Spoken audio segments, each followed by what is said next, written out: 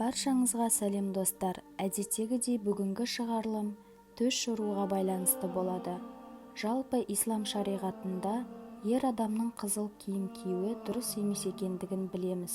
Сол себепті бүгінгі видеомызда әйел адам түсінде қызыл киімді көрсе қалай жорылатындығы жайлы сөз қозғаймыз. Алайда түс жорушы ғалымдар ер адамдарға байланысты жорулары бар екен. Егер қаласаңыздар, бір видеомызды сол тақырыпқа арнайық. Комментарийға жаза кетіңіздер. Видеоны бастамас бұрын, құрметті көрермендер, каналымызға тіркеліп лайк басуды ұмытпаңыздар. Ал ендеше бастайық. Түс жорушы ғалым Ибн Сириннің айтуынша, егер тұрмыстағы әйел адам түсінде қызыл түсті киім көрсе, қаржылық жағдайының жақсарып, табысты болатындығын білдіреді деген. Ал егер тұрмыстағы әйел түсінде ұзын қызыл көйлекте жүргенін көрсе, күйеуіне деген махаббатының белгісі.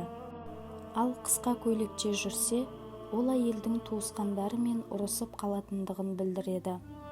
Тұрмыстағы әйел түсінде қызыл киім көрсе, ол әйелдің жағымды энергиясы бар екендігін білдіреді. Ал бойдақ қыз қызыл көйлекте жүргенін көрсе, ол қыздың басынан ерекше жағдай өтіп жатқандығын білдіреді. Егер бойдақ қыз түсінде өзін қызыл киімде жүргенін көрсе, оқуында болсын, жұмысында болсын, жетістікке жететіндігін белгісі. Сондай-ақ, бұл түс ол қыздың ойының ұшқыр екендігін және тазалықты жақсы көретіндігін білдіреді. Және де бойдақ қыздың түсінде қызыл киімді көруі, ол қыздың бойында бір күш бар екендігін білдіреді. Сол күші ол қызға сымбаттылық пен тартымдылықты берген.